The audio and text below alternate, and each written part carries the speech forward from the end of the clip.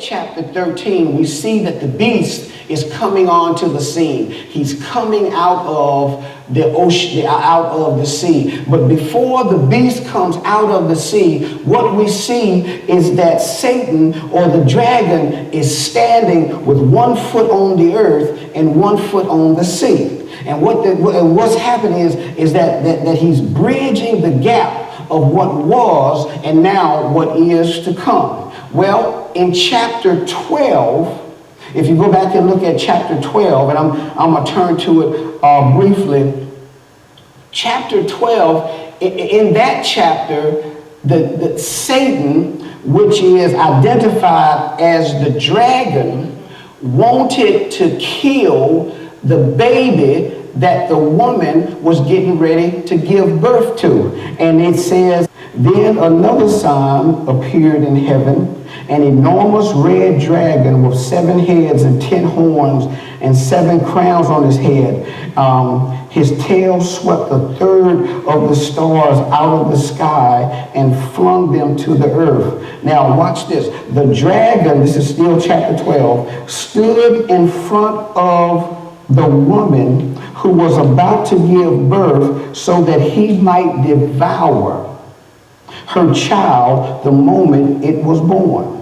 And then, as you know, when the lady gave birth, the child was snatched up to heaven. So the dragon didn't get to kill the child, but that was his plan. And after the dragon could not kill the child, the dragon then turned his attention on the woman and tried to kill the woman. But the Bible says that she was given wings like that of an eagle so she could escape the dragon. And she did escape. And once the dragon saw that the woman had escaped, then at the very end of chapter 12, it says, then the dragon was enraged at the woman and went off to make war against the rest of her offspring, those who obey God's commandments and hold to the testament of Jesus. Bam. There it is right there. The reason why Satan is so angry at God's people, the reason why the devil will stop at nothing to bring a child of God down, the reason why the devil will do everything in his ability to trip you up, to cause you to lose your blessings, is that his ultimate goal was to try to destroy the Messiah. But when he could not destroy the Messiah, which was the woman's baby, and we know that the Messiah is Jesus Christ, when he could not destroy the Messiah, he then got so angry he tried to destroy the woman. And when he couldn't destroy the woman, he then turned and directed his wickedness against those who believe in God and who hold on to the testimony of the Lord Jesus Christ. Now, and so in order to accomplish the goal of destroying her offspring, he summoned from the sea the beast. And that's where the beast comes on to the scene. Now watch this. Satan, or the dragon, comes out of heaven, but the beast comes from the sea. That's the one that had been thrown out of heaven now uses the services of someone that is drawn from the sea to help him persecute and destroy the children of God. Are you with me so far? All right. So then when the beast comes up, the beast comes out of the sea. Now, here is the good part about that. Whenever you see in the book of Revelation, all of these things like the sea and the colors, remember those are all symbols for something else. And so the sea is symbolic of what's called the abyss. And the abyss is where all of the demons are hoarded, and where it's like a storehouse of all of the agents of hell. And symbolically, Right? And if you want to find that, I believe that's in Revelation chapter 9 and verse 1. If you want to look that up, right? Go look that up. But that's what's called, the sea is called the abyss. And it is like a storehouse of evil. And what it is symbolic of, it is symbolic of humanity that has rejected God. It is symbolic of humanity that has totally turned its back on God and say, I will not trust in the Lord. I will not believe in God. And it's from there that Satan draws someone who has been perfected in evil over the centuries and over the years. And this is the person that Satan calls upon to help destroy the church. Now, watch this. And so when the dragon comes, and now we're moving, it says, I saw a beast coming out of the sea. He had 10 horns and 7 heads with 10 crowns on his horns, and on each horn a blasphemous name. Right? Now, when the person of the Antichrist or the beast comes up out of the sea, notice that he comes up with all of the things that we see in the dragon over in chapter 12. If you hold your place right there in chapter 13 and you go to chapter 12, you will see that another sign, this is verse 3 in chapter 12. Then another sign appeared in heaven, an enormous red dragon with 7 heads and 10 horns and 7 crowns on his head. That's the same thing that is on that is on the head of the beast. And what does that say? It says that the beast will operate in the same power, in the same authority that the dragon has. And what the dragon or what evil is trying to say is, with the crowns and with the horns, is that it is all powerful just like God. It is trying to say that it has all authority just like Jesus Christ. That's what the beast is now saying to the world. And guess what? The world will believe it. The world will worship it. Now, here's something that's really awesome. And so after we see the crowns and the horns that are on the head of the beast, notice that the writer in the book of Revelation, chapter 13, says, the beast resembled a leopard, and it had feet like those of a bear, and had the mouth of a lion. And that, and I'm not going to turn to it because it'll take too much time, is just like the beast that's described in the book of Daniel. It is the very same beast. Looks like a leopard, got feet like a bear, and has a mouth just like a lion. And Daniel, thousands of years ago, described the very same beast. Now, most people, when they look at it, they'll skip right over it. And they'll say, oh, that's a similarity. But they don't know and don't understand what it means. Well, let me tell you what that is saying. What that is saying is that evil is systemic. Evil is here to stay until the very end of times. You can get rid of an evil person. You can get rid of an evil empire. You can get rid of an evil group of people, but give it time and the evil will come right back. Why is that? Because evil is systemic.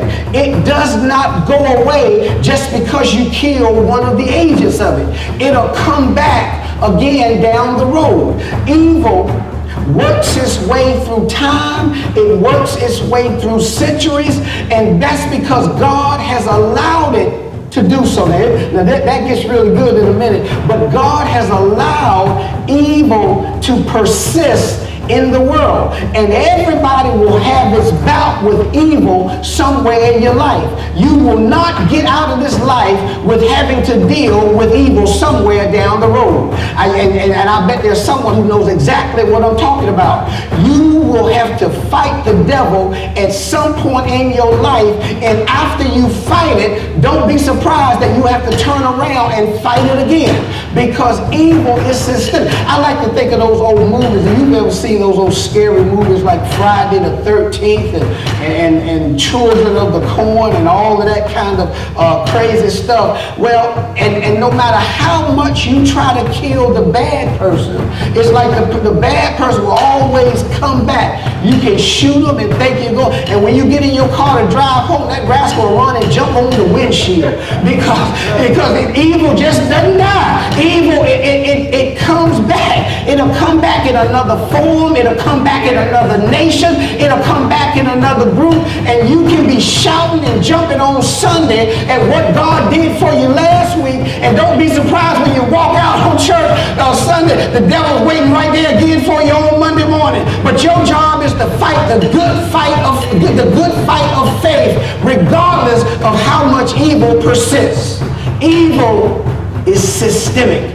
Evil will come down through centuries. Evil will come down through time, and it will come down through generations. And what the author is saying is that the same evil that was back then, guess what? It now reemerges in the end time. And not only does it reemerge, but it comes back even with more power. That's the reason for the 10 horns and the 7 crowns. You see, those are the numbers of perfection and the numbers of completeness. And it just tells you that when that devil comes back, that devil's going to come back with even more power. But God has something for him. So don't give up if you are in the midst of a fight with evil. Your job is to hold on to faithfulness.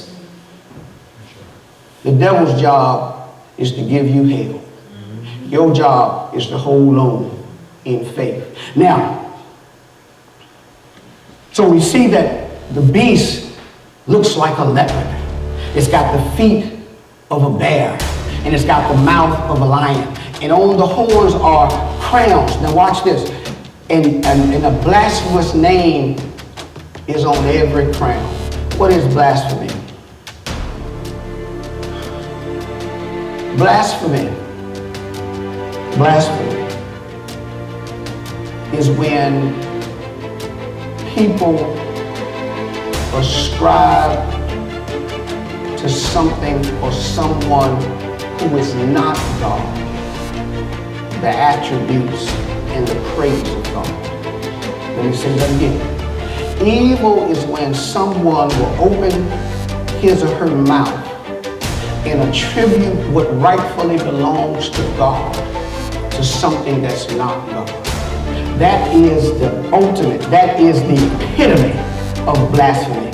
You see, God is the only one who deserves our praise. God is the only one who deserves all glory. And when we turn around and give glory and praise to something else, that is the epitome of blasphemy. So don't you ever ascribe to anything. I don't care how much you love your husband, your wife. I don't care how much you love your car. I don't care how much you love your house. If you start replacing God for that item, then you are treading on blasphemy. God is the only one who deserves your praise. Because if you have God, you have everything else. But take God out of the picture, and no matter what you have, there's an emptiness and there's a void. That's why people who don't have God will use drugs. That's why people who don't have God will go out and sell their bodies. That's why people who don't have God will go out and do anything, because they're trying to feel something that only God can feel. But put God in the midst of it, and you can have shoes that got holes in the bottom. You can have a shirt that's torn and tattered, but you still got joy and you still got praise in your heart, because God is in the center of your life. And as long as God is there, God can change and bless your life in an instant. But take God out of it, and I don't care what you have, and you are absolutely miserable. That's why you see people on television with all of the money in the world, and then they'll do something so crazy, and you wonder how in the world. That's because God is not praised and not glorified in their life. And so the beast has blasphemy on his name. And the Lord just dropped something in my spirit. The reason why the person is called the beast is because when God is not in the center of a person's life, when God is not the one who garners all of a person's attention and focus, then that person will do anything. Act just like a wild animal. Have you ever seen anybody on drugs and who don't know the Lord and they're just like a wild animal? You can look in the eyes and there's something wild in the eyes. Women will give their body for all manner of abuse. Men will go out and kill and murder other people. And you wonder, how in the world can somebody shoot another human being like that? It's because when God is not in the center, a person will act just like a wild animal. If you don't have a moral compass in your life, you will do anything. If you don't have God directing you and ordering your steps, you will go anywhere, you will act any kind of way. But the moment God is the center of your life, you will straighten up. You will act with dignity. You will carry yourself like you're somebody. And there'll be something about you. And people will, Lord, I don't know who I'm preaching to. And people will wonder, there's something about him. There's something about her. And you may not have anything that the world considers of value. But what you have is God in your heart. And when God is in there, you carry yourself like you're somebody, and you are, because you are a child of the King. And when God is like, he'll tell you, you don't belong there. Get up from there and go where you belong. Lord, help me here. God is the key to life. And so the beast that we see has been given all power, all authority, and has been given the throne. Now watch this here. It says, the beast I saw resembled a leopard, but had feet like those of a bear, and a mouth like that of a lion. The dragon gave the beast his power and his throne and great authority. The beast will have world power. The beast will have a power that has come down through the ages, that has come down through time, that has come down through generations. The power that drove the nation or the kingdom of Rome, the power that drove the nation of Assyria, the power that drove the Persian Empire, the empire, the power that was behind Attila the Hun and behind nations like Russia and China. When it gets to the end of time, the beast will have all of that kind of wicked power, and it will be given that power by Satan. That's why the people, when we get toward the end of the chapter, that's why the people who worship the beast, now watch this, they say, who is like the beast? And this is verse 4. Who is like the beast? Who can make war against him? You see, you cannot fight evil with human effort. You cannot fight evil with your mind. And I don't know who I'm preaching to. I don't know who I'm talking to. You cannot fight evil with your smarts. You cannot fight it with your intellect. The only way you can fight evil is to fight it with holiness. Let me say that again. The only way you can withstand evil is to stand up against it with holiness, because it will have all power and it will overcome every tribe. It will overcome every nation. It will overcome every people group. And the only way to fight it is with power that comes through holiness. You know, when you are holy and right with God, the devil can't do anything with you. When you got your life right with the Lord, you've got a power that comes from on high, and I don't care what kind of evil comes against you, comes against your home, comes against anything that's under your protection, that if you are right with God, you've got the power to withstand the strongest evil in the world. But what the devil tries to do is tries to get you to sin so that it can then bring you down, because you've lost the authority that you are supposed to have. That's why the enemy works so hard to get you to backslide. That's why the enemy works so hard to get you to compromise, because he knows if he can get you to compromise, then he has weakened your faith, he has weakened your authority, and he has weakened the power that you have from the Lord. Hold on to the commandments of God. It's hard, but if you want to walk in victory, that's what you do. And before we move on, there's one other thing that must be mentioned about this section of the story of the beast. When the beast came out of the sea, it came out with all power given to it by Satan.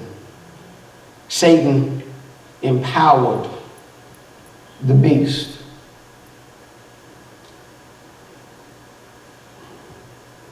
It looked like a leopard. It had the feet of a bear, had the mouth of a lion. When it came up out of the sea, it had 10 horns and 7 heads with 10 crowns on its horns. And each had a blasphemous name on them. When that beast, when that devil came up out of the sea, it had been empowered by Satan to wreak havoc. And over in verse 7, it says he was given power to make war against the saints, right? And to conquer them. Him. It says it in the book. He was given power to make war and to conquer, right? And he was given authority over every tribe, people, language, and nation. And all the inhabitants of the earth will worship the beast. And all whose names have not been written in the book of life belonging to the Lamb that was slain from the creation of the world. The beast is nothing to play with. But over in verse 3, it says, one of the heads of the beast seemed to have had a fatal wound, but the fatal wound had been healed. That's the grace that's in the midst of all this hell and chaos and turmoil. That's the grace that God gives to his people. Back in the book of Genesis, I'm going to turn there. If you'd like to turn there with me, you can. Genesis chapter 3, God said to the serpent, because you have done this, cursed are you above all the livestock and all the wild animals. You will crawl on your belly, and you will eat dust all the days of your life. Let me say that again.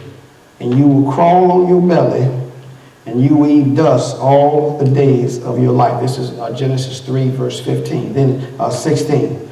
And I will put enmity between you and the woman, and between your offspring and hers. He will crush your head, and you will strike his heel. No matter how powerful the beast is, no matter how much hell he can raise, and God knows he can raise a lot of it. He's been given power to do it. But on that rascal's head is a fatal wound. And Jesus was the one who struck the blow. And no matter what the devil tries to do, the faithful know that he's received a death blow upside his head. And in the midst of all the turmoil that he can cause, the people who hold on to the faith in those last and evil days are the ones who will experience the victory that's brought on the beast's head. You see, Jesus dealt the blow, and all you have to do is hold on to the testimony that Jesus has given to the faithful.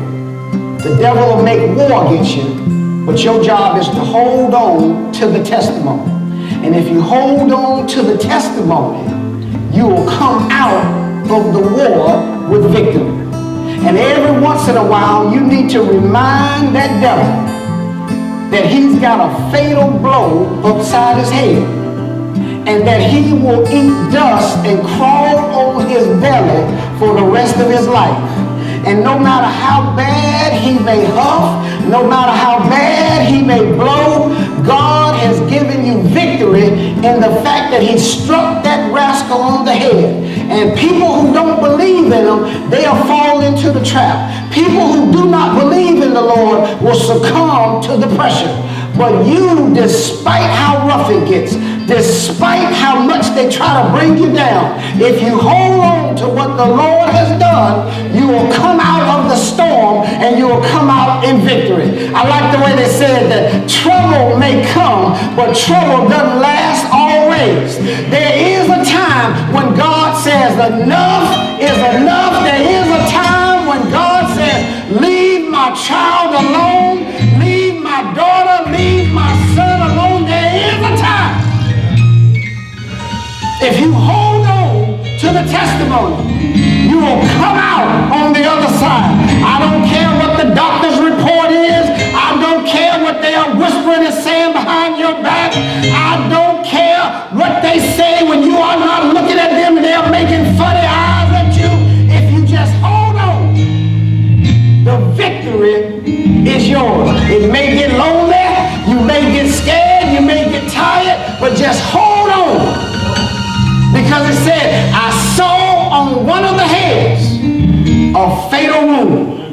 And the Lord was the one who struck the blow. What he's trying to tell the saints is that I know it's going to get dark and I know it's going to get rough, but I have defeated that serpent. And I am the one who brings him to the ground. So I want to just tell you, wherever you are, what you're going through in these last and evil days, hold on to the testimony of the Lord. Yeah. The serpent, that snake, Satan, that dread dragon will make war against you. But the victory is yours. Amen. Jesus prayed for Peter. Satan said, I'd like to have him, that I may sift him like wheat. Jesus said, well, Peter, I prayed for you that your faith would not fail. The Lord never said that he would take you out of trouble, but he did say he'll keep you in the midst of your trouble. And while he's keeping you, hold on to your faith.